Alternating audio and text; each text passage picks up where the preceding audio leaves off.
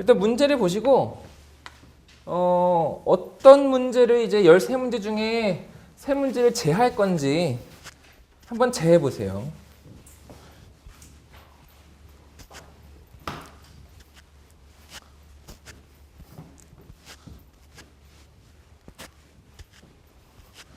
세 문제씩을 제해 보세요.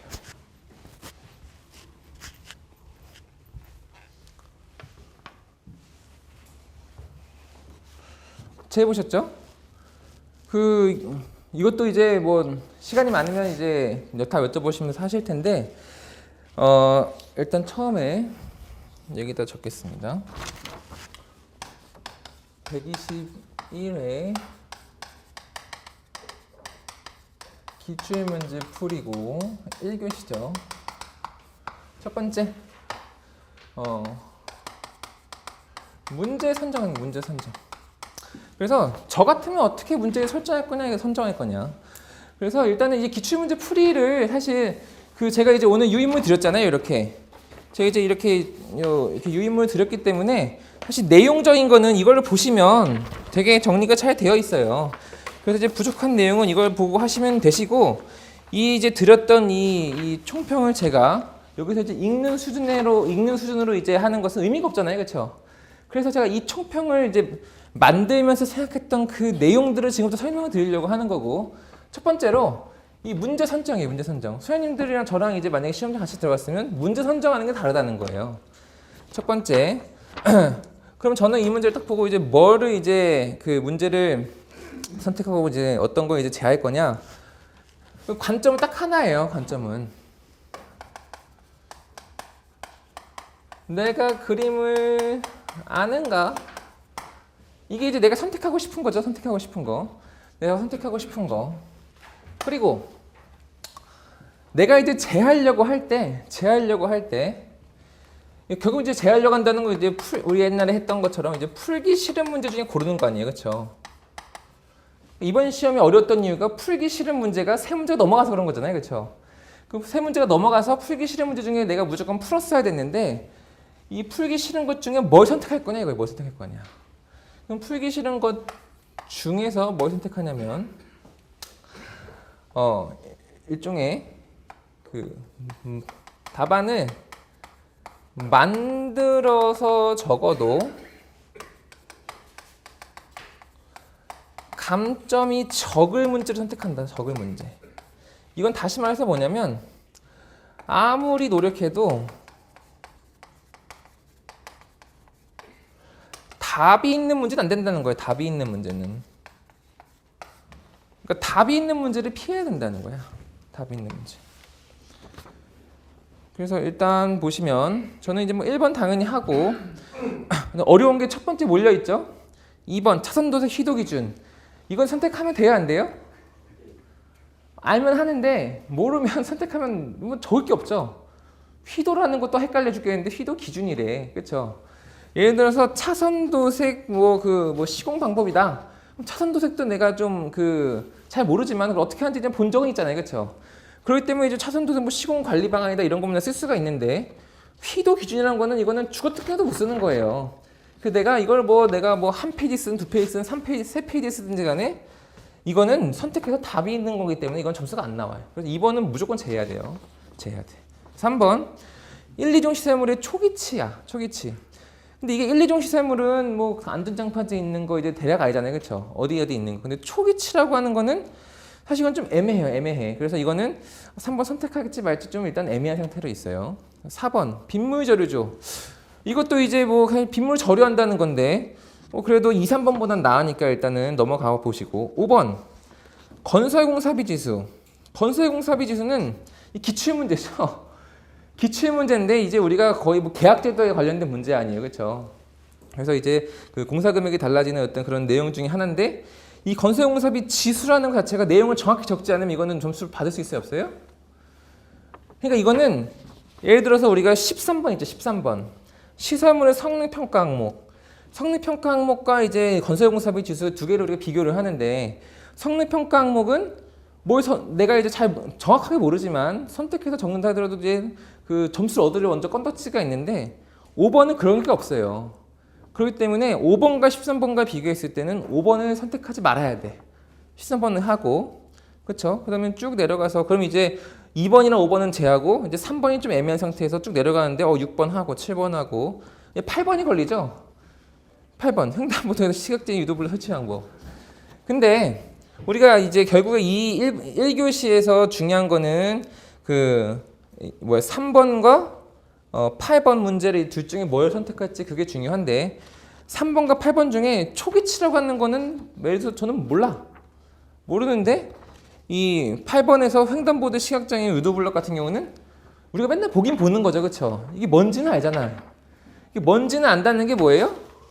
뭔지 안다는 게 우리가 이제 그림을 안다는 거는 우리가 1, 2번을 안다는 거고 뭔지 안다는 거는 우리가 1번 정의를 안다는 거죠. 정의. 그렇죠? 그러니까 정의 정도는 내가 눈으로 봐서 알잖아요. 그럼 내가 눈으로 봐서 아는 거니까 이걸 어떻게 쳐야 돼요? 내가 정의만 아는 걸로 봐야 돼? 그림을 아는 것까지 봐야 돼요? 그림까지 알긴 알잖아. 내가 눈으로 봤으니까. 그러니까 사실 만약에 이제 시험장에서 3번과 8번이랑 이제 만약에 고민했다라고 하는 것은 시험을 많이 안 봐봤기 때문에 이제 3번과 8번 중에 3번 1, 2종 시사물이랑 친숙한 게 있고 8번은 친숙한 게 하나도 없어가지고 헷갈리는 거지 실제로는 3번과 8번은 비교 대상이 아니에요. 당연히 8번 선택해야 돼. 당연할 정도로. 물론 우리가 이 문제를 처음 보는 거긴 하지만 시험장에서 선택을 해줬어야 된다. 그래서 결과적으로 제가 문제를 어떻게 선정했을 것 같냐라고 보면은 121회에서 2번, 3번, 5번을 저는 선택 안 했을 거다. 그래서 2, 3, 5번은 궁금하시면 집에 가서 이제 들었던 총평을 보셔야겠고 지금은 그거 제하고 나머지를 보겠습니다. 1번. 문제 1번은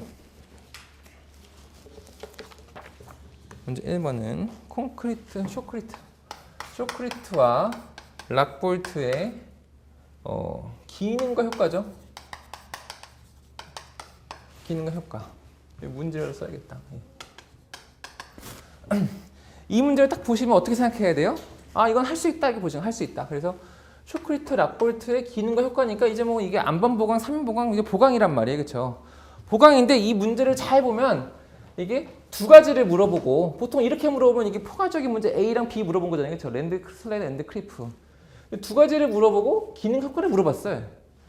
그러니까 이거는 본론이 있는 거예요. 이제 찍힌 문제고 찍힌 문제 본론은 뭐다? 기능과 효과야. 그럼 기능과 효과라고 하는 거가 눈에 잘 띄어야 돼, 안 띄어야 돼요? 잘 띄어야 되고 기능과 효과의 레이아웃이 들어가줘야 돼.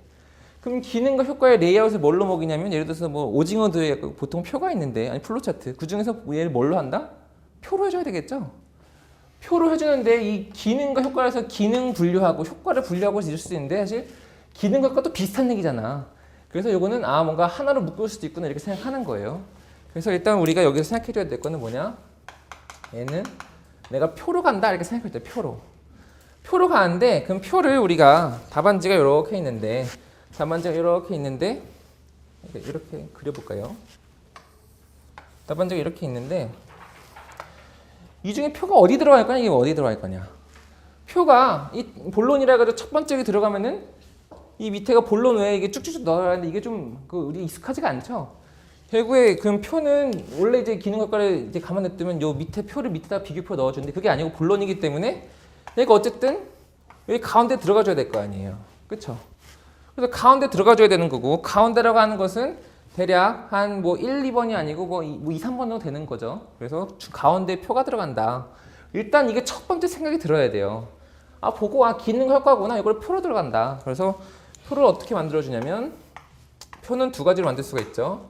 뭐 쇼크리트, 락볼트 해가지고 뭐 기능, 효과 가지고 비교할 수도 있고 기능과 효과가 이제 분리하기 귀찮으면 그냥 여기다가 뭐 기능과 효과라고 해서 그냥 뭉뚱그려가지고 쇼크리트, 락볼트는 비교를 해주면 돼. 됐죠? 그럼 이렇게까지 하는 거 우리가 이제 협의가 된 거고 그 다음에 생각해줘야 되는 게 뭐예요? 그 다음에 생각해줘야 되는 게 모르겠죠. 항상 시공도예요. 시공도. 우리가 쇼크리트, 락볼트에도 기능과 효과라고 물어봤기 때문에 우리가 표를 이렇게 생각을 했지만 사실상 쇼크리트, 락볼트 같은 경우는 무조건 시공도가 들어가줘야 돼요. 시공도. 그럼 시공들을 어디다 넣어줄지 이게 이제 선택적인 문제잖아요, 그렇죠? 어디다 넣어줄지 선택적인 문제인데 일단 답안지 표현은 하나 들어가니까 뭐 쇼크리트 따로 라포트 따로 이렇게 그릴 수도 있지만 그냥 저는 예를 들어서 이제 우리 그 복공 단면도 있잖아요. 복공 단면도 뭐 이렇게 해가지고 여기 쇼크리트 치고 여기 이제 락볼트 해가지고 여기 라이닝 한다. 이 그림 있죠? 이 그림 어디다 넣고 싶은 이게 큰 그림이기 때문에 위에다 넣을 수도 있고 아래다 넣을 수도 있는데 뭐 저 같으면은 예를 들어서 이걸 위에다 넣겠다 선택을 하는 거 이건 선택적인 거예요. 그래서 이 그림을 위에다 넣기 위해서 우리가 어떻게 주냐? 1번 이렇게 하고서 이 그림을 넣기 위해서 뭐라고 해줘야 돼요?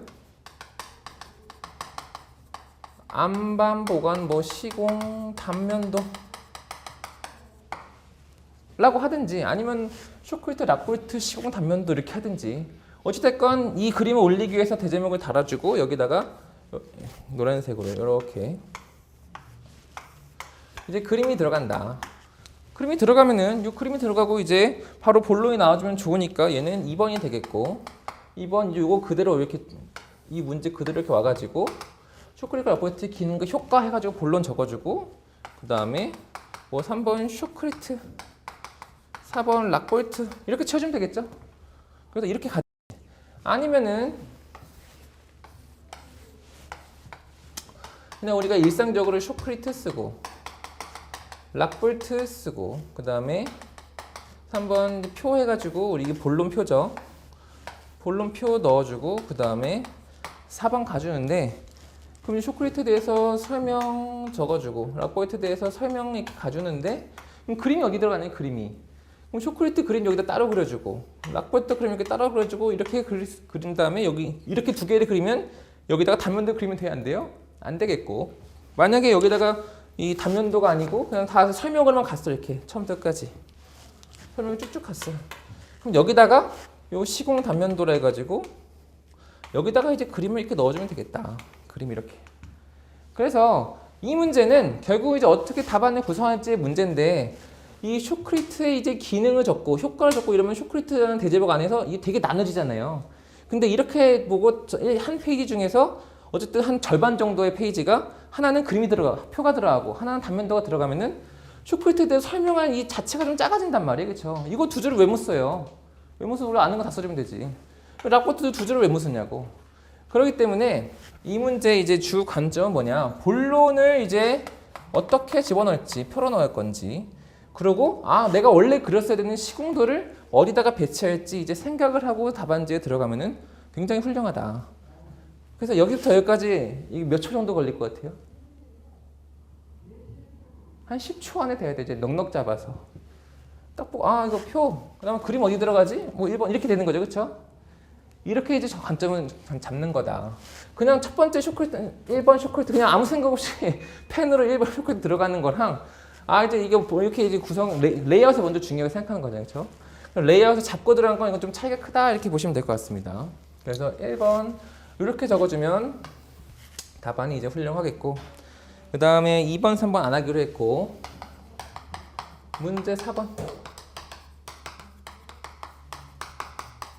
빗물저주죠. 빗물저주 같은 건 사실 이거는 답안지에 이제 뭐 쓴다고 했을 때는 조금 그 사전 지식이 좀 있긴 있어줘야 돼요. 사전 지식이 이게 우리 그 비점 오염 저감 시설 중에 하나로서 뭐 여기서 이제 나오긴 했지만 이거보다 더 앞서서 이게 뭐냐면 도시홍수와 관련된 시설, 도시홍수와 관련된 시설. 이게 뭐냐? 우리가 이제 이렇게 이제 있고 뭐 도시가 막 이렇게 도로가 이렇게 깔려 이렇게 하니까 지표가 이제 불투수화되죠. 지표가 불투수화되니까 어떻게 했냐면 지하수가 이제 고갈되는 거예요. 지하수가 고갈. 여기 이제 비가 내려가지고 그 비가 지하수로 내려오고 지하수에 쭉 내려오다가 지하수 위에 가서 그게 이제 하천으로 가든지 바다로 가든지 그게 순환이 돼야 될 거 아니에요. 물의 순환. 근데 물의 순환이 안 되게끔 불투수화가 되니까 지하수가 줄어드는 거야. 지하수 줄어들어. 그리고 불투수화가 되니까 집중호우가 왔을 때 이 물이 이 지하로 들어가줘서 좀 처리가 돼줘야 되는데 이 물이 지하로 안 들어가고 이 지표 위로 흐른다는 거예요. 그게 이제 뭐냐? 이게 도시홍수예요. 도시홍수. 그리고 이 지하수가 고갈되고 이제 이 지표면으로 흐른다는 관점이 이제 하나가 뭐냐면 이제 유출계수의 개념으로서 이제 유출계수가 커진다 이렇게 보시면 돼 이제. 유출돼서 커지면서 생기는 문제가 뭐냐? 이 물이 이렇게 내려와가지고 지표수로 흐르니까 이거는 빨리 흐르죠? 빨리 흐르니까 이 물의 역할이 원래는 이렇게 만약에 이제 여기 만약에 이제 빗점 오염원이 있어요. 빗점 오염원. 이제 뭐 분뇨 이런 게 있어요. 분뇨가 있으면 이게 흙 속으로 들어가지고 이렇게 천천히 지하수로 흐르면 얘가 알아서 자정이 될 거 아니에요, 그렇죠? 근데 그게 아니고 이 지표수로 흐르면은 얘가 이 지중해에서의 자정작용 없이 그냥 바로 하천으로 흘러 들어간다는 거예요. 그게 이제 오염된다는 거야. 그래서 이게 도시용수 개념도 있고 그리고 빗점 오염에 빗점 오염 커지는 일의 역할도 한다. 그게 뭐 때문이다? 도시화 그리고 이제 지표의 불투수화 그리고 이제 도로가 많아지는 그거의 효과가 여기까지 쭉 이어진다는 거예요. 그래서 우리가 이제 그렇다고 도시에 이제 우리가 이 건물 다 걷어내자 이렇게 할 수가 없고 우리가 어떻게 이제 우리가 대책이 세워지냐? 기존에 있던 이제 배수 시설로는 이게 다 불가능하다는 거예요. 불가능하다. 그래서 빗물을 이제 저류하는 저류 시설을 우리가 만들어야 된다. 그래서 이제 빗물을 이제 저류하는 시설로 이제 우리 저류하는 시설이 필요하다 이렇게 이제 이어지는 건데 그 중에 하나가 뭐냐면 빗물 저류조예요. 근데 이게 뭐 이런 관점이 없어도 이 문제를 보면 이 빗물을 저류하는 곳이다. 빗물 저류 이건 너무 명확하잖아요, 그렇죠? 그래서 이 빗물을 저류하는 곳이다라는 관점 정도만 가진 상태에서 답안지를 이제 문제 선택했으니 답안지를 어떻게 적냐 이제 그걸 한번 생각해 보자 하는 거예요. 그걸 생각해 보자.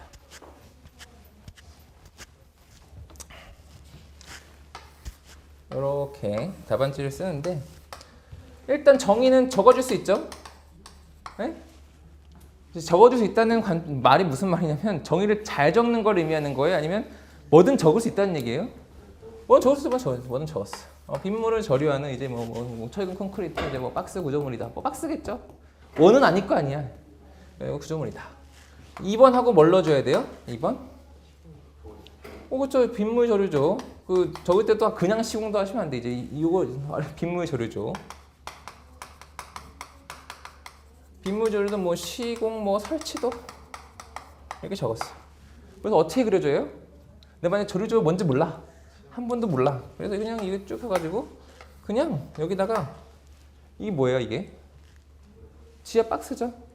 지하 박스라고 해서 이제 뭐 이런 식으로 그려야 돼. 대강 이렇게. 그래서 이게 저류조다 이렇게 저류조다. 빗물 저류조다. 됐죠? 이게 지금 기본적인 개념 아니에요, 그렇죠?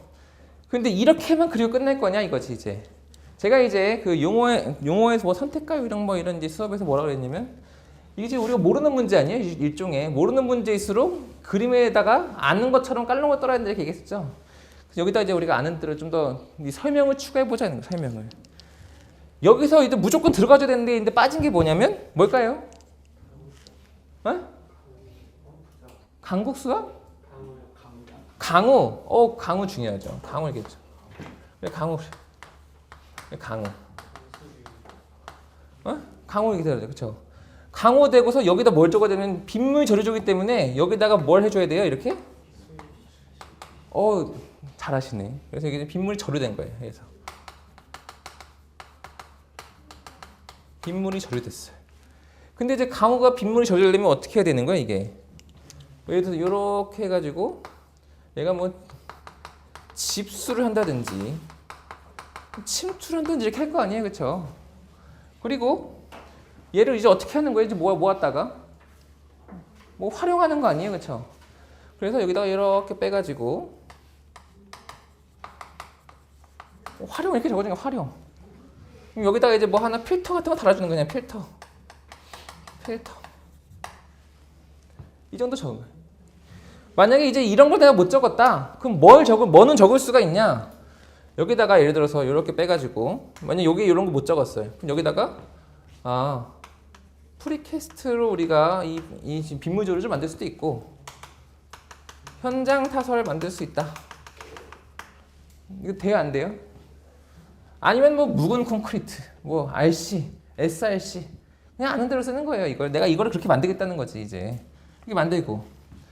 그러고 이제 여기다가 뭐 만약에 또 적이 없어. 만약 여기 이렇게만 적으니까 이게 절반 페이지가 되니까 이걸 큰 그림을 그리고 싶으면 어떻게 적어요? 빗물 저류자고 해놓고 여기다가 설명을 추가하는 거예요. 설명. 뭐라고 적어요?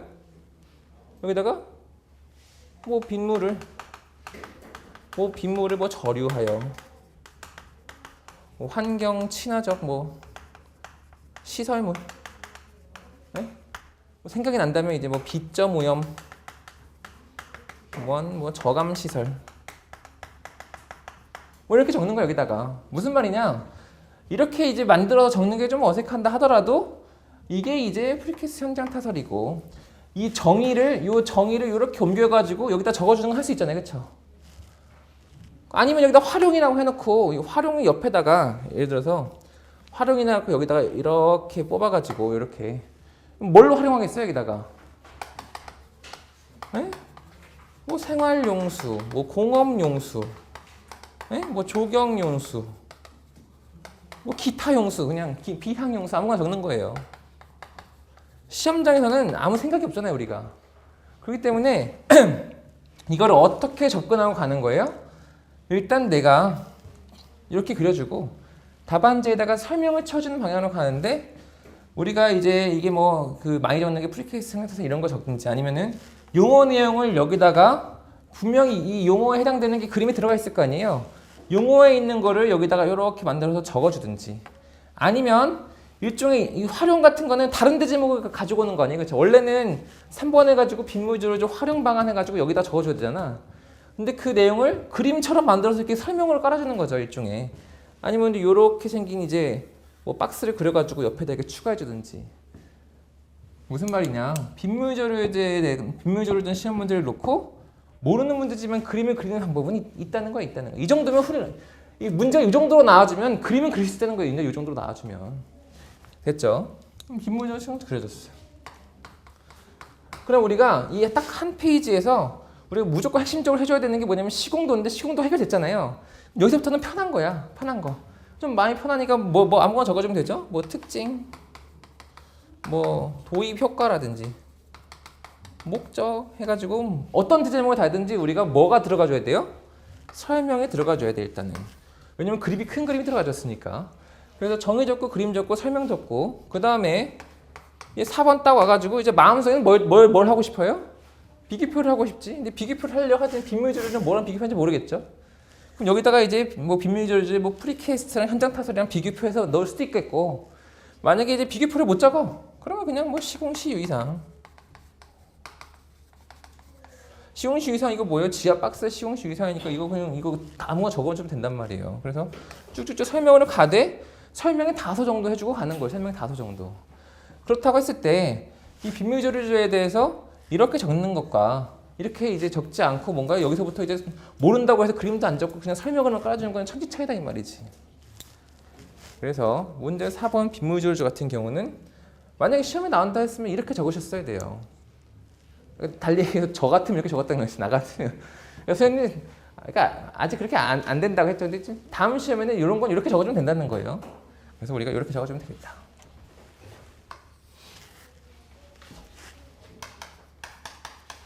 문제 5번이 뭐냐? 문제 5번은 이제 우리 안 하기로 했죠? 문제 5번 안 하기로 했고. 문제 6번. FCM 키 세그먼트의 시공시 유의사항 이렇게 나왔죠? 저는 이렇게 적지만 선생님들은 시험장에 풀네임을 적어야 되는 거 아시죠? 그럼 이거는 뭐예요? 이거는 찍힌 문제죠 일단. 찍힌 문제 아이템으로 가져야 되는 거죠. 찍힌 문제 아이템 가주는 거고 찍힌 문제를 처음부터 찍어가지고 전체 아이템 채울 수도 있지만 얘도 찍힌 문제, 찍힌 문제에 대해서 우리가 생각나는 게 뭐예요? 얘가? 뭐 횡방향 고정, 뭐 종방향 고정 그리고 이제 뭐 그 뭐야 응력 재분배 이 정도 생각나는 거네. 응력 재분배 요 정도 생각나죠? 요 정도 생각이 나고 횡방향 같은 경우는 뭐 이렇게 해가지고 뭐 이렇게 된 그림, 종방향 그림 같은 경우 이렇게 해서 이제 뭐 이런 그림 생각날 거 아니에요, 그렇죠? 요거는 뭐 그림이 없어 일단은. 요런 상태에서 내가 답안지에 가는데 그러면 이제 대제목 다 알고 뭐 1번, 2번, 3번 하면 되겠구나 이렇게 생각할 수도 있고 일단 시공시 이상의 요걸 내가 적겠다 생각을 하고 나서 다시 또 생각해 봤을 때 답안지가 이제 이렇게 한 페이지가 있을 때 뭐가 들어가줘야 될 것 같냐면 이 시공도가 들어가줘야 될 거 아니야, 그렇죠? FCM 시공도가. 결국 이제 이런 걸 집어넣어 주는데 이 문제에서 FCM 시공도를 내가 그려주겠다는 마음을 가지고 있어야 돼요. 그렇기 때문에 이거는 시공시 유의사항이기 때문에 FCM 시공도를 웬만하면 위에다 그려주는 게 좋겠죠, 웬만하면.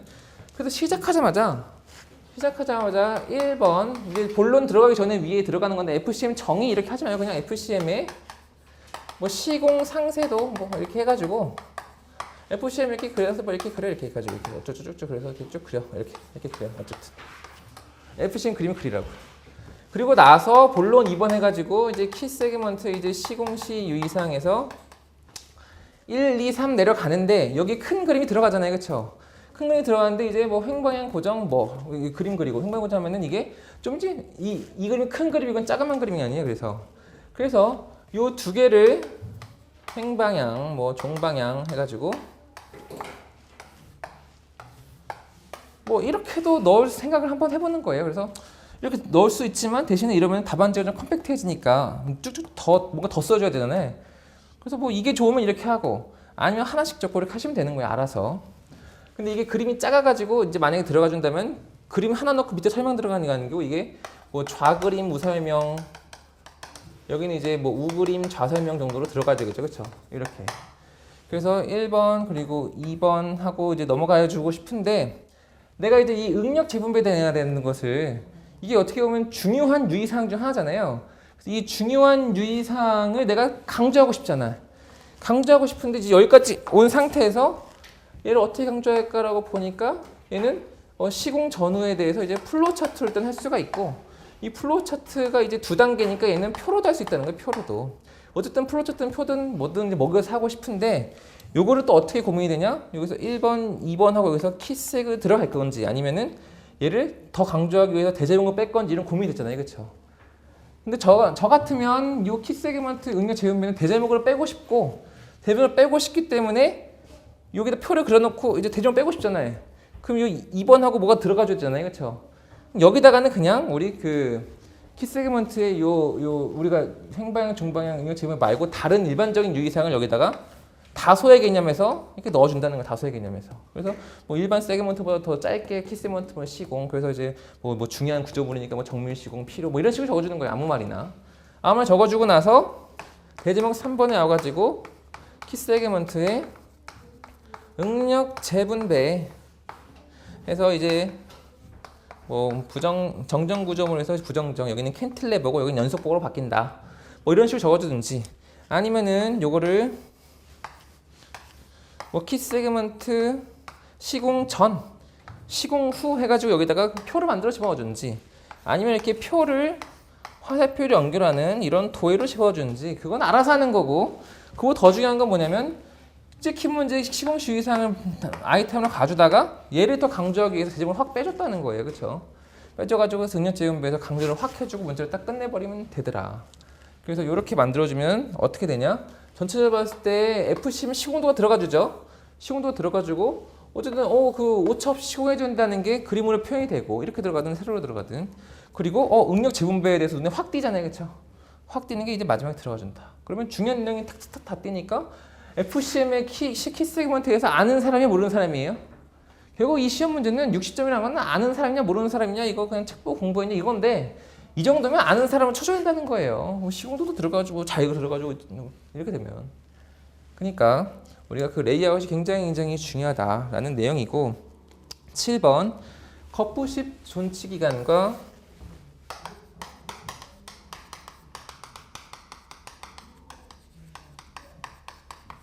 보안과 시공시 위상 두 개, 요거죠. 두 가지 물어봤죠.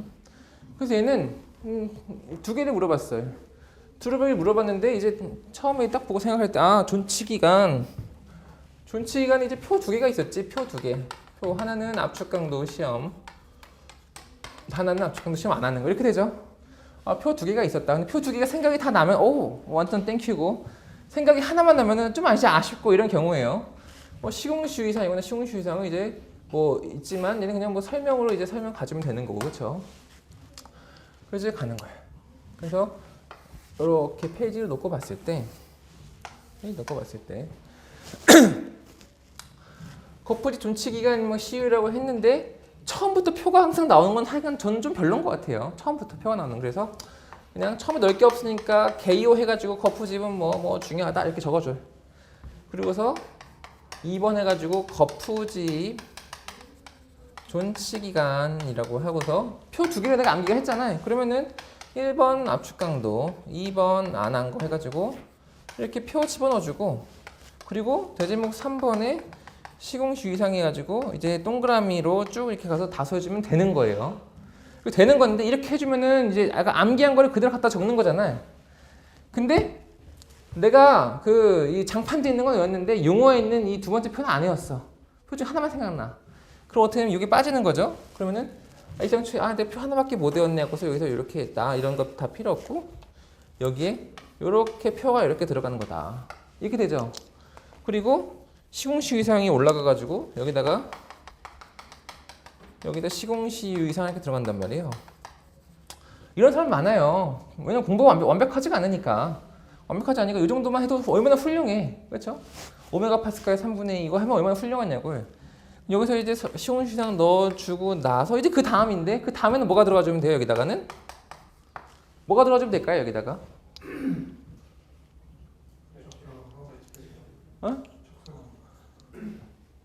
일종의 이게 뭐냐면 이게 들어가줘야 되는데 안 들어가줬잖아요.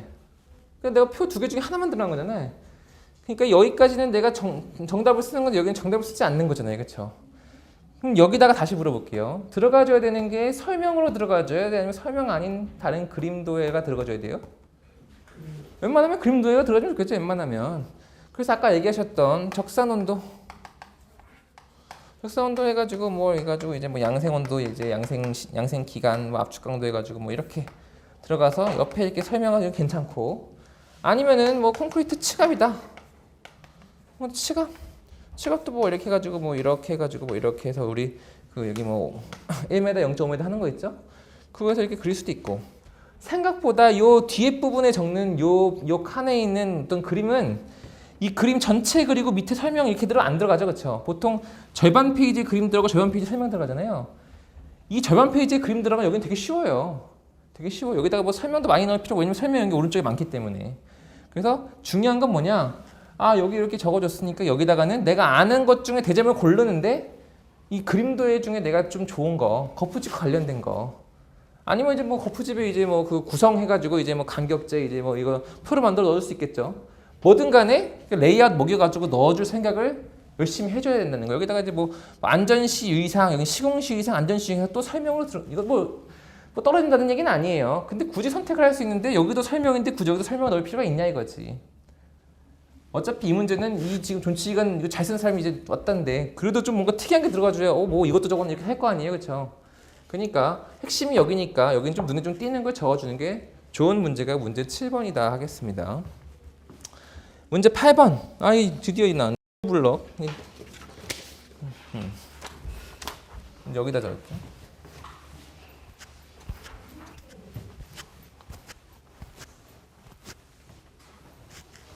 문제 8번. 횡단보도에서의 시각장애인 유도 블럭 설치 방법. 그래도 이제 양심은 있는 게 양심은 있는 게 이제 뭔가 많이 써주니까 양심은 있죠, 그렇죠? 뭐가 읽을 거리도 많잖아요. 그래서 이 점자 블록이구나 이렇게 그렇게 생각날 거 아니에요. 딱 한 줄로 머릿속에 그 노란색 점자 블록이구나. 근데 그거에 대해서 포괄적인 문제예요, 찍힌 문제예요? 설치 방법은 찍힌 문제야, 찍힌 문제. 그 설치 방법에 대해서 이제 그 플로차트 넣어주고 원래 해줘야 되는데 설치 방법 해가지고 플로차트에서 우리가 적을 게 있어요, 없어요?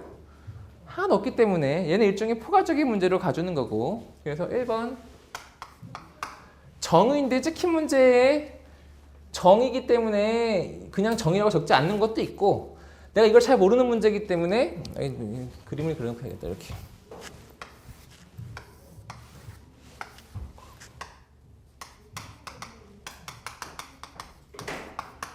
잘 모르는 문제이기 때문에 최대한 여기 있는 거를 활용해 가지고 이제 적기 위해서 여기다가 이렇게 그 뭐 유도 블럭에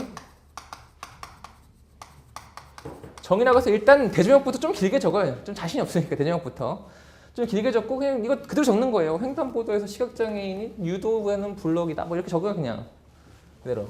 유도 블럭 정의 적고. 그 다음에 이제 이 관건은 2번인데 우리 아까 뭐라 그랬냐면 눈으로 본 적이 있으면 내가 그림을 안다고 하는 거죠. 근데 눈으로 본 적이 있으니까 얘는 그림을 그려줘야 돼요. 그래서 이 뭐야 이 유도 블럭 뭐 종류 아니면 유도 블럭이 이제 뭐 도해 유도 블럭이 뭐 시공도 이렇게 적어주고 그리고 유도 블럭이 이제 그 동그라미 점 있는 거랑 이제 그 직선으로 돼 있는 거 이 정도는 아니잖아요, 그렇죠? 그러니까 그거를 그냥 미친 척하고 이렇게 해서 여기다 그림을 그려줘 이렇게. 동그라미가 몇 개인지 이제 세로선이 몇 개인지 이런 거 우리가 모르죠. 모르니까 그냥 아무렇게나 적어준 게 아무렇게나 그냥 뭐 이렇게 적어줘요.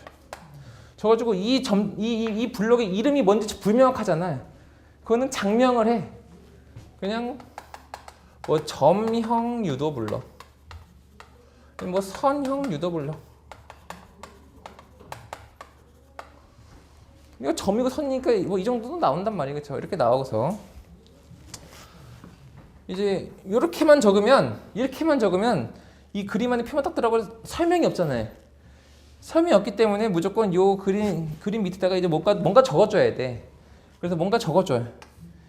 근데 이제 뭔가 하나는 멈추고 이제 뭔가 가는 것 같으니까 이제 이거는 뭐 멈추는 블록, 이거는 가는 블록에다 적어주면 뭐 좋고, 그게 아니라면 여기다가 이제 그 공품원한 식용암으로 이거는 뭐 경제성이 있고 공품원한 뭐 공정이 좋고 뭐 이렇게 적는 거예요. 품질이 좋고 뭐 예를 들어서 아무것도 모르겠으면 핵심은 뭐냐? 여기 그림 있고 설명이 들어가줘야 되는데 그림이고 설명이 없으니까 여기다 아무거나 적어줄 생각을 하는 거예요. 여기다가 이렇게 하고, 이거보다 조금 나은 사람은 뭐냐? 이게 이제 일종의 재료잖아요. 재료이기 때문에 우리가 그 규격이 좀 들어가줘야 되는데, 규격이 여기다가 여기 지금 몇인 것 같아요? 사실 이 정도는 아는 사람이 많아요. 사실은 몇이에요 이게? 30cm죠? 여기다 근데 30cm인데 30으로 적어요? 30cm로 적어요? 300으로 적어요? 300ml로 적어요? 예를 들어서 30 이렇게 적는 게 좋아요? 300 이렇게 적는 게 좋아요? 300ml 센치 하여간 글자 수가 긴 걸로 적어줘요. 무조건. 우리가 예를 들어서 아까 휘도 기준 이러겠죠. 휘도 기준도 만약에 이렇게 있을 때 이제 뭐 240 뭐 100이다 뭐 이렇게 할 거 아니에요, 그렇죠? 여기다가 240 그냥 이상 이렇게 적으면 너무 없어 보이잖아요. 그래서 만약에 외웠다고 손 치더라도 240 밀리 칸델라 퍼 메타 제곱의 룩스, 여기도 밀리 칸 이렇게 적으라는 거예요. 이렇게 여기다가 뭐 꼭 기준처럼 이렇게 241로 적어서 여기다가 뭐 비고해가지고 단위는 뭐다 이렇게 적지 말고 표 안에다가 이거 기준을 다 집어넣어 주라는 거예요. 길어지니까. 얘도 마찬가지로 여기 30이든 300이든 뭔가 판단했으면 제일 길게 적는 걸로 적는 거야. 제일 길게 적는 걸로. 제일 길게 적어줘 이렇게. 그래서 적어주고 뭐 여기다가 또 이제 아니면 여기다가 뭐 점형, 뭐 선형, 이제 적을 게 없어. 여기 뭐 블럭, 점형 블럭, 여기 똑같이 점형 블럭, 여기는 뭐 선형 블럭, 뭐 이렇게 적어준단 말이에요. 이게 적어주고 또 설명 적어주고 하면 2번이 된다. 약간 좀 억지 같지만 이 문제를 푼 다른 수험생과 수행이랑 비교하면 수행들 아주 훌륭하다 이 말이죠. 관점이 우리 상대평가니까. 이 문제를 지금 나와가지고 시중 뭐 인터넷 찾아보고 이러면은 볼품이 없죠. 그러나 이거를 같이 시험 본 사람 중에서 튀어야 되는 경우 이 정도면 훌륭한 거예요. 2번 적고 그다음에 3번은 뭐 들어가 줘야 돼요? 3번은 이제 본론이니까 설치 항목 들어가줘야 돼요. 설치 방법.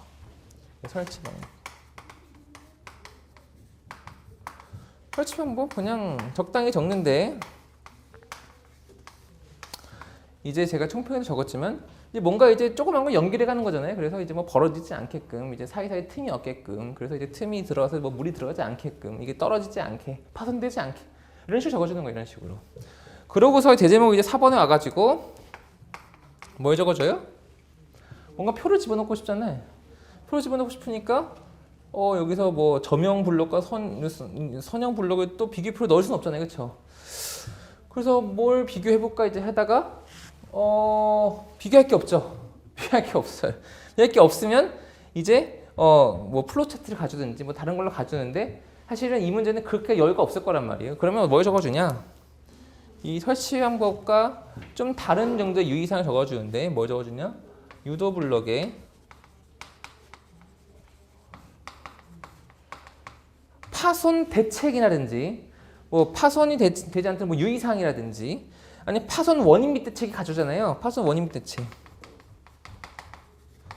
만약에 대제목 4번이라고 적고 유도 블럭에 파손이라는 것까지 생각이 딱 나면 파손의 원인 대책으로 자동 따라온단 말이야. 그럼 원인 대책이라는 그 순간 우리가 또 뭘 적을 수 있어요? 비교표를 적을 수가 있어요. 그렇죠? 원인 대책을 하는 순간. 그래서 파손 원인 대책을 비교표를 넣어주든지 아니면은 뭐 파손 방지 대책 해가지고 또 설명으로 깔아주든지. 여하튼 설치 항목 본론 넣고 이 뒤에 대제목 넣어줘서 답안지 한 페이지를 채우는데 그림을 넣으면 채워준다. 그리고 이 문제는 찍힌 문제지만 그냥 이렇게 포괄적으로 푸는 거예요. 내용이 별로 없으니까. 이렇게 3페이지를 채워주면 다른 부분보다 훨씬 잘 적을 수 있겠다. 그러니까 여기서 여기까지 우리가 사실 관건은 10분 내에 오는 거죠. 10분 내에. 10분 내에. 실제 시험장에서는 이게 뭐 맞고 틀리고 쪽팔리고 좀 오그라들고 이런 생각할 시간이 없어요. 그냥 아무 생각 없이 그냥 아무 생각 없이 실제로 적어주셔야 돼. 진짜로. 생각이 없어야 되겠다. 문제 9번. 문제 9번 뭐지? 부주면 마찰력. 부주면 마찰력. 검토 조건, 문제점, 방지 대책? 이렇게 되죠. 이렇게 되는데 얘는 몇 개가 찍힌 거예요? 검토 조건, 문제점, 방지 대책 3개 찍혔으니까 3개 찍혔다고 징징대지 말고 그냥 1번 정의, 2번 검토 조건, 3번 문제점. 얘는 레이아웃 뭐 그림 이건 나중 문제예요. 일단 대제목이 먼저 깔려야 돼. 4번 방지 대책. 일단 대제목을 깔아주는 거예요. 다시 말해서 문제점 및 방지 대책이라 해가지고 대제목을 합치고 이럴 생각 아예 하지 마. 왜냐면 얘는 물어봤잖아요. 물어본 게 눈에 탁탁 튀어야 되니까 얘를 합칠 필요가 없는 게 아니고 하면 안 되는 거예요. 그냥 찍혔으니까 하나씩 적어 그냥. 정의 들어가면 딱 맞잖아. 그렇지 그냥 정의라고 적으면 부마찰력, 점토조건, 문제점, 방지 대책이 정의라고 하니까 여기다가 이제 그냥 좀 더 센스가 있으면 그냥 여기다가 부주면 마찰력이라고 정의 대신에 적어주고 여긴 영어가 없으니까 뭐 네거티브 난 영어도 좀 한다 해가지고 뭐 이런 식으로 정의를 만들 수가 있겠죠. 이렇게 해서 이제 가주는데 대제목을 그럼 여기서 우리가 결정해야 될 건 레이아웃이죠. 그럼 우리가 부마찰력에서 우리가 항상 그려주는 그림 있잖아요. 그 그림이 어디다 들어갈지가 정해야 되잖아요. 어디에 들어가야 돼요? 여기 들어가줘도 되는데 검토 조건이 있으니까 여기다 넣어주는 거 여기다가 여기다 넣어주는데 이 검토 조건이라고 해서 넣어주고 나서 이 지금 이렇게 들어갈까 이렇게 뭐 이런 식으로 해서 뭐 이렇게 들어가줄 거 아니에요, 그렇죠? 그럼 이 그림을 그려주는데 지금 사실은 우리가 부마찰력에서 일반적으로 적는 그 내용 중에 빠진 게 있는 게 뭐냐면 그게 중립점이죠. 그 중립점을 어디다 넣을지 생각해 줘도 중립점이 어디다 넣을까 하다가 중립점 그냥 여기다가 이제 뭐 중립점 해가지고 우리가 암기하고 있는 거 있죠, 이제 뭐 이 중립적 깊이 해가지고 여기다가 공식을 집어넣어준다 여기다가. 일단 우리가 알고 있는 그림을 어디다 넣을지 고민하고 선택하고 중립점도 넣어주면 되잖아요. 그럼 중립점을 어디다 넣을지 고민하다가 그냥 선택을 해주는 거예요. 그냥 내 마음대로 선택하는 거야. 그래서 이렇게 보고 들어가면 정의해가지고 적어주고 그다음에 검토 조건은 그림 넣고 중립점 넣고 넣어요 이렇게.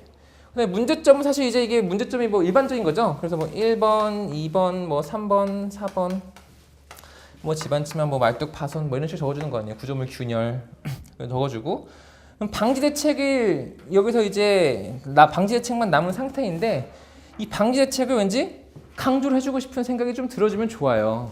왜 그러냐? 우리가 이걸 서술 문제로 생각해주면 첫 번째 찍힌 문제, 두 번째 찍힌 문제, 세 번째 찍힌 문제 중에서 세 번째 찍힌 문제가 중요하단 말이에요. 그냥 부마찰력에서 그림 그려주고 문제점 그려주고 방지 대책인데 내용적으로 봤을 때 방지 대책이 많이 들어가주면 좋다고. 그래서 방지 대책에 대해서 모험 답안처럼 뭐 설계적 대책, 시공적 대책이 나눌 수가 있고 뭐 그런 거 어렵잖아요. 어려우니까 뭔가 표는 만들어야겠고 그래서 그냥 표에다가 말뚝의 마찰력 뭐 저감의 관점에서의 대책이 있을 거고 아니면 뭐 인근 집안의 뭐 계량 관점에서 대책이 있을 거 아니에요.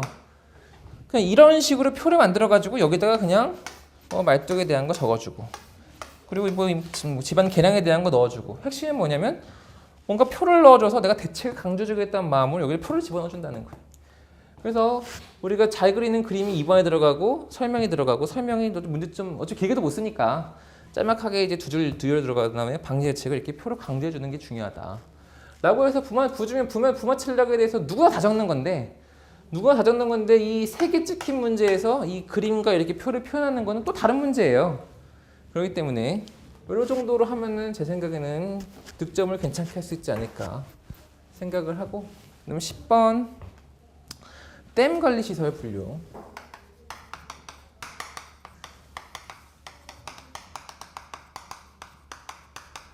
분류를 하고 이 뭐라 그래? 시설의 내용.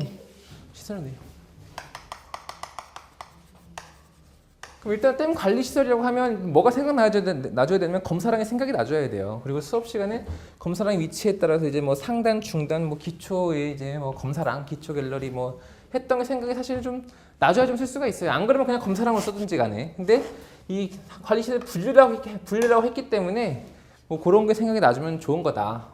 근데 그러면 그게 생각이 났다고 치고 그럼 분류를 물어보고 그다음 시설 내용이 물어봤는데 이거는 딱 봐도 표잖아요, 표. 이렇게 표가 만들어서 분류가 들어가고 시설 내용이 들어가줘야 되네. 얘도 마찬가지로 표가 문제의 핵심인 거고 표가 문제의 핵심이고 이제 표가 이렇게 들어가줘야 될 거 아니에요. 이렇게 내용 어디 중간에다가 이렇게 분류와 시설 내용이 들어가줘서 뭐 상단 갤러리, 뭐 중단 인스펙션 갤러리, 뭐 기초 파운데이션 갤러리 해가지고 시설 내용 뭐 다 검측하고 이제 뭐 계측하고 이제 누수량 체크하고 이렇게 한다 적으면 돼. 그래서 여기 표를 일단 넣어준다는 거예요. 넣어준다는 건데 그러면 1번은 댐 관리 시설의 정의라고 하고 들어가줘야 되겠고 2번은 요거 그대로 해가지고 와서 땡땡이 이제 분류 및 시설 내용이라고 들어줘야 되겠죠? 됐어요. 그러고 나서 그 밑에를 어떻게 채울까요? 이 밑에를 어떻게 채울까요? 이 밑에를 어떻게 채울까 고민을 하는 데 있어서 아까도 말했지만 우리가 항상 시공도를 그릴 수가 있는데 시험장에서 빼먹고 오는 경우가 많단 말이에요. 얘도 마찬가지로 우리가 그릴 수 있는 시공도가 있는데 뭐예요? 뭐 예를 들어서 이렇게 생긴 이렇게 생긴 검사량도 그릴 수 있겠고 뭐 이렇게 생겨가지고 뭐 이렇게 생긴 우리 댐 계측도 그릴 수가 있잖아요. 이 두 가지는 그릴 수 있잖아요. 그래서 이 두 가지를 어쨌든 그릴 생각을 해주는 거예요. 그릴 생각을 해주는데 이걸 그리는 방법은 여러 가지인데 제가 좋다고 생각하는 방법은 뭐냐? 3번 해가지고 댐 관리 시설에 뭐 시공시 유의사항이라고 적어주고 시공시 유의사항 적기 힘들잖아요. 그래서 얘를 좌그림 우설명으로 여기다가 조그만 그림을 이렇게 이렇게 해가지고 뭐 여기는 뭐 배수 시설, 뭐 여기는 이제 뭐 걸어다니는 워크웨이 수업 때 한 거죠. 여기는 이제 뭐 콘크리트 터널형이죠. 터널. 그래서 이게 뭐 검사랑이 이제 내용에 대해서 이제 또 이렇게 적어주는 거 뭐 검측하고 이제 뭐 계측하고 뭐 누수량 체크한다 뭐 이렇게 적어주는 거예요, 그렇죠? 이렇게 적어주고 나서 여기다 1, 2, 3, 4 이렇게 적어주는 거는 쉽단 말이에요. 이제 그림이 들어가니까 설명이 줄어들어서 적어주고 4번 댐의 계측 해서 댐의 계측은 이제 이 옆에다 이렇게 들어가줘야 되겠죠? 이렇게 들어가서 이렇게 그려주면 되겠다. 이렇게. 아니면 이거는 못 그리겠다. 그럼 이거를 시공시에서 설명으로 가지고 댐의 계측의 그림을 그려서 여기다가 이렇게 해가지고 여기 검사량이다. 이렇게 해도 상관없어요. 이거는 이제 뭐 있어도 되고 없어도 되는 건데 핵심은 뭐냐면 이 본론을 표로 넣을 생각을 해주고 내가 그릴 수 있는 시공도를 빼먹지 않고 그리겠다는 마음을 먹고 밑에 3, 4번을 계획하는 거라고요. 그래서 시공도를 여기다 집어넣어주고 아니 여기다 설명을 가지고 이건 뭐 알아서 하는 거예요. 이렇게 해도 저렇게 해도 되고. 그래서 시공도를 빼먹지 않고 우리가 답안지를 꽉꽉꽉 채워주시면 되겠습니다. 그림을 그려야지 시간이 빨랑빨랑 가요. 맨날 그리던 거니까. 11번 순극한 지지력과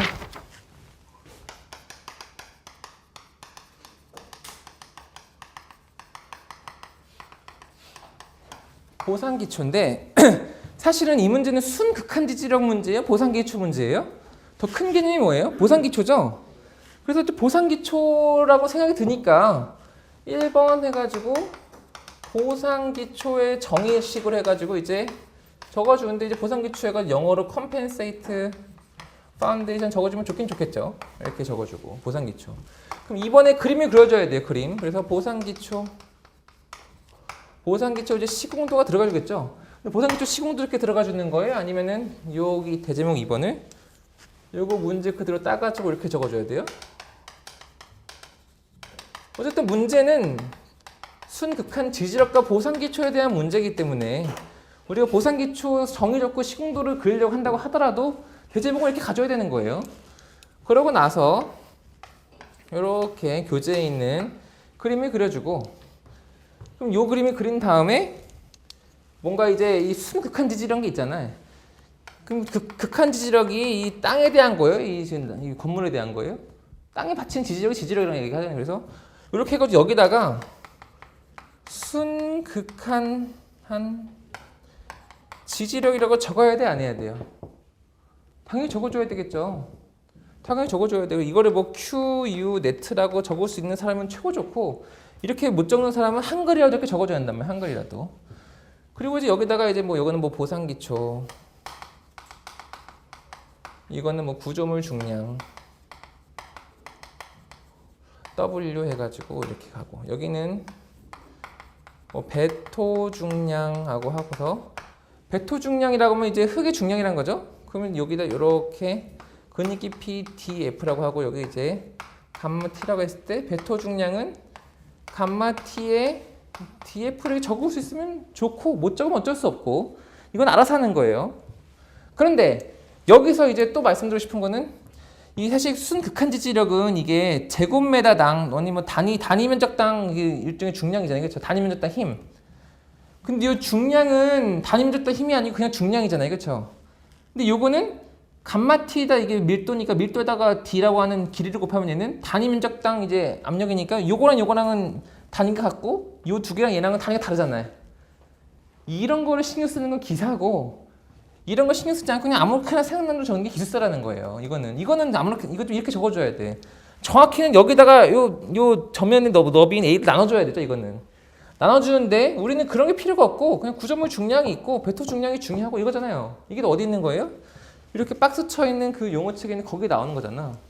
그래서 이렇게 해주고 여기 사실 좀 요거는 좀 기질을 발휘해야 되는데 그래서 순극한 지지력이 이제 결국 이제 보상기초라는 거는 뭔가 이것과 관련이 있다는 건데 우리가 극한 지지력이 구조물 중량보다 커야 되잖아요. 그래서 구조물 중량보다 커야 돼. 근데 보상기초라고 하는 것은 배토 중량이 있기 때문에 결국 순극한 지지력이 조금만 또 된다는 거 아니에요, 그렇죠? 그러니까 여기서 마이너스 배토 중량 이렇게 해주면 되는 거예요. 여러 가지 공학적 의미 다 필요 없고 원래는 이건데 이거 배토 중량 때문에 우리가 유리한 거니까 순극한 지지력이 작아야 된다는 거 아니에요? 그럼 요거보다 요거 뺀다 이렇게 해서 이렇게 적었으면 좋아요, 사실은. 이런 수학을 좀 잘해야 되겠죠? 그 좌면 이거 잘 따져줘야 되는데 이 정도 해줬으니까 할 수 있다는 거예요,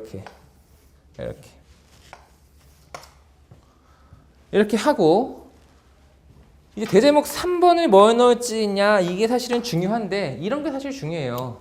대제목 3번은 뭘 넣겠어요 보통? 보상기초의 특징 이렇게 넣겠죠. 특징. 네?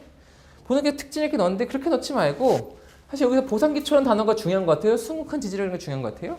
채점하는 사람 입장에서 봤을 때 이게 중요한 것 같죠? 그러니까 여기다가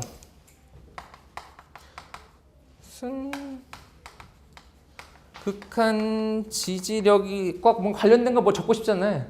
그러니까 그럼 뭐 이거 영향요소 적어주면 되는 거예요. 이렇게 영향요소. 순극한 지지력 영향요소는 그냥 순극한이든 그냥 극한이든 그냥 지지력이든 그냥 지지력의 영향요소죠. 그래서 이제 여기 있는 그냥 뭐 1번 뭐 근입 깊이 기초에 이제 근입 깊이 DF 아니면 이거 감마 T 토질에 이제 뭐 점착력 뭐 아무거나 적어주면 되잖아요. 토질에 대한 거. 그래서 영향요소를 적고 그 다음에 보상기초의 특징인데 그냥 그걸 좀 더 있어 보이게 뭐 보상기초의 뭐 현장 적용성 해가지고 이 지금 총평을 보시면 여기부터 끝까지 용어책에 있는 그대로예요. 용어책에 있는 그대로를 제가 총평에 갖다 집어넣었는데 뭐가 바뀐 거냐면 요 대제목만 바뀐 거예요. 대제목만. 그러니까 용어책을 보고 대제목을 바꿔가지고 푸는 게 이 문제 11번이다. 내용은 용어책 그대로 가져온 거예요. 그대로. 이렇게 적으시면 되겠다. 그래서 11번까지 했고 두 문제 금방 풀겠죠? 두 문제. 하수 배제 방식.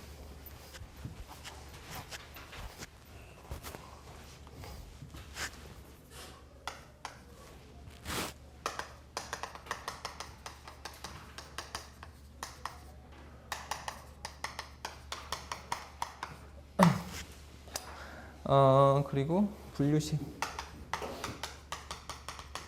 이거는 이제 그 하수관, 오수관과 우수관과를 이제 분리하냐 안 하냐 이건데, 이제 이 합류, 같이, 배제를 하지 않고 같이 이제 하는 게 합류식인 거고, 분류식은 이제 분류해서 이제 우수관 따로 하는 게 이제 분류식인데, 이 문제를 봤을 때 이 합류식과 분류식 그림을 그려줄 수 있는 사람이 최고로 점수를 많이 받겠죠. 최고로 점수를 많이 받는데 이걸 그림을 못 그리는 거야, 이제 우리는. 못 그리니까 이거를 어쨌든 답안지에 표현해줘야 될 거 아니에요. 표현해줘야 되는데 이걸 뭘로 표현해줘야 되냐면 플로우차트. 플로우차트를 해줄 수도 있고 또는 표로 해줄 수 있어요. 표. 이거 플로우차트를 할 수 있는 표로 할 수 있는데 저는 지금 표로 해가지고 만들어둔 거 가져온 것 같다. 근데 표라고 하는 거는 일단 합류식과 분류식의 비교표가 있을 수가 있죠. 합류식과 분류식의 비교표가 있을 수가 있는데 또 우리는 무슨 표를 집어넣을 수 있냐면 각각의 장단점 비교표를 넣을 수 있습니다. 장단점 비교표. 그래서 저는 장단점 비교표를 선택을 했는데 그 이유는 뭐냐? 우리가 뭐 1번 뭐 개요 적고 일종의 개요적인 걸 적고 2번 합류식 3번 분류식을 저렇게 자명하잖아요. 그렇죠? 이게 하나씩 찍어줬잖아요. 이렇게 하나씩 찍어줬기 때문에 대제목으로 나와야 되는 건 당연하단 말이에요. 그럼 당연한데 이렇게 온 상태에서 여기다가 이제 뭐 그림들을 넣어줘야 되는데 플로차트를 집어넣는 플로차트도 좀 못 그릴 수 있단 말이에요. 근데 여기다가 이렇게 합류식의 장단점 적어주고 분류식의 장단점 표로 집어넣어주면 우리 그림은 못 그렸지만 표가 2개 들어가는 거잖아요. 그렇죠? 이게 나쁘지 않은 선택이야. 그리고 표가 들어가니까 여기다가 이제 설명에 들어가는 관점으로 뭐 1, 2번 가서 설명 넣어주고 여기도 마찬가지로 1, 2번 이렇게 설명 넣어주고 그 다음에 마지막 4번은 표가 2개 들어갔기 때문에 그냥 그냥 설명으로 쭉 깔면 된단 말이에요. 그래서 관거에 시공시 유의사항 해가지고 쭉쭉쭉 설명으로 채워주면 되겠다. 그래서 개요를 넣어주고 핵심인 찍힌 바 합류식에 대해서 적어주고 분류식에 적어주는데 레이아웃을 먹여서 넣어준다. 그래서 레이아웃을 먹이려면 합류식과 분류식의 비교표가 아니고 합류식의 장단점 비교표, 분류식의 장단점 비교표를 넣어주면 각각의 도해가 되겠다. 이 정도면은 사실 표의 안에 있는 내용을 다 채운다면은 문제 없겠습니다. 근데 이런 문제에 있어서 이 안에 있는 표를 여기 있는 설명을 어떻게 채우냐 이런 계속 생각을 하시는데 그냥 아는 대로 넣으시면 돼요. 아는 대로. 아는 게 없다. 합류식의 장점 뭐예요, 이거? 시공성 좋고 뭐 경제성 좋고 이렇게 적어요 그냥. 시경 한번 뒀다가 어디다 써요? 시경 한번 뒀다가. 우리 시공계획 있는 그걸 제발 써가지고 설명을 쓰란 말이에요. 제가 지금부터 지금 이 문제 풀이 시작해 지금까지 쭉 오는 게 뭐예요? 지금 수행들이 뭐가 부족하다고 얘기하고 있는 거예요?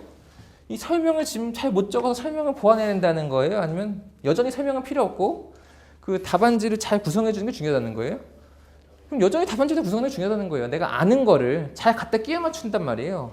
그러니까 내가 이제 저랑 똑같은 재료로 가지고 뭘 만드는데 좀 잘 만들 수 있다는 거야. 그래서 그 레이아웃이 정말 중요하고 안에 들어간 내용은 정말 안 중요하다고 하면 안 되는데 동영상도 좀 덜 중요하다는 게 덜 중요하다. 문제 13번 시설물에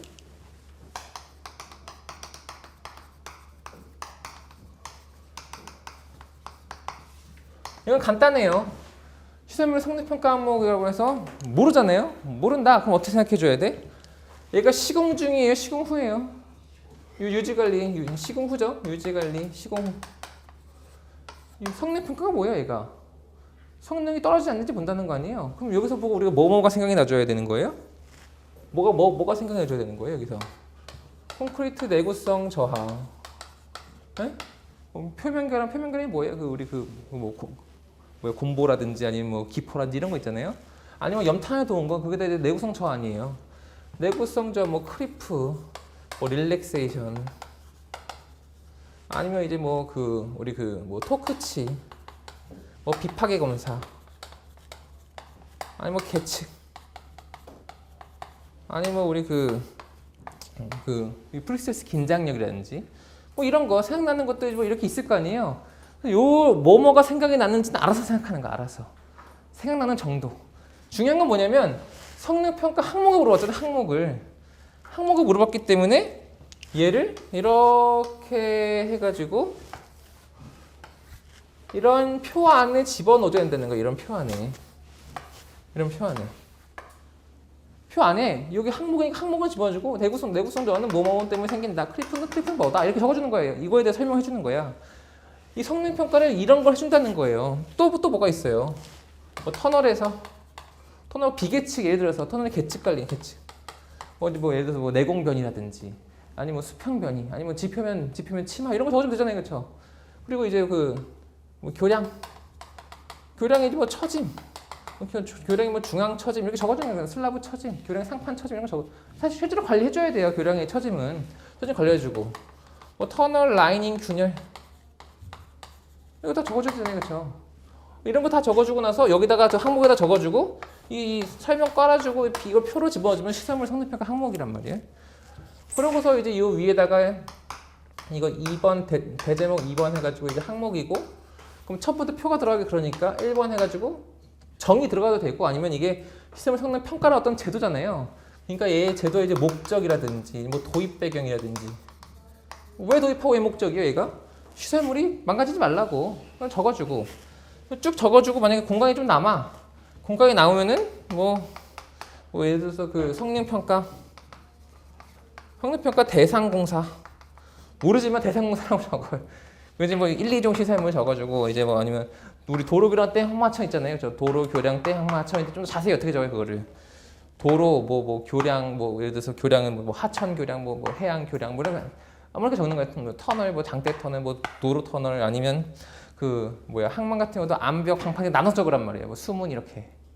그래서 좀 적어주는 거예요, 그냥 이렇게. 그래서 대제목 다 이렇게 적어주면 된다. 핵심은 이 항목이기 때문에 항목을 풀어 넣어주면 되는 거예요. 그리고 실제로 이 성능평가 항목도 이게 맞아요, 맞아. 이게 이런 식으로 하는 거예요. 이걸 다 체크하는 거야. 그러니까 이게 긴지 아닌지 내가 이거를 시특법인지 뭐 따지지 말고 시험장에서는 나와서는 따져도 되지. 나와서는 왜 이런 문제가 나오냐 이렇게 말을 해줄 수도 있지만, 시험장에서는 따지지 말고 뭘 적을 수 있는지 생각해보고 이걸 표 안에 집어넣고 딱 내오면 되는 거다. 이해되셨죠? 우리가 이제 이번 시험 용어가 이제 쉽지 않다 이렇게 얘기를 하고, 교재에서 나오지 않은 것들을 이제 시험장에서 풀어야 되고, 그걸 우리가 어떤 식으로 얘기하냐면 풀기 싫은 문제 중 무조건 풀어야 되는 게 이번 시험 관점이었잖아요. 그러나 그건 이제 소장님뿐만 아니고 모든 선생님 다 마찬가지다. 모든 선생님이 다 시험 보는데 그 중에 합격자 나오잖아요. 결국 우리가 시험 보는 목적이 이 시험에 이제 양부를 따지지 않고 내가 합격자가 되기 위함이니까, 다음 시험도 그 시험 문제를 받은 그 순간부터 100분 사이에 낼 수 있는 최고 output을 내고 나오면 되는 거예요. 따지지 말고. 아시겠죠? 그래서 다음 시간까지는 제가 120일의 서술을 가지고 제가 혼자서 이렇게 할 거고, 그 다음 주부터는 아까 얘기한 것처럼 몇 회를 할 거다 이렇게 알려드리고, 그걸 나와서 이제 풀고 이렇게 할 거예요. 알겠죠? 그래서 몇 회를 제가 할 건지 알려드릴 거니까 예습을 할 수가 있어요.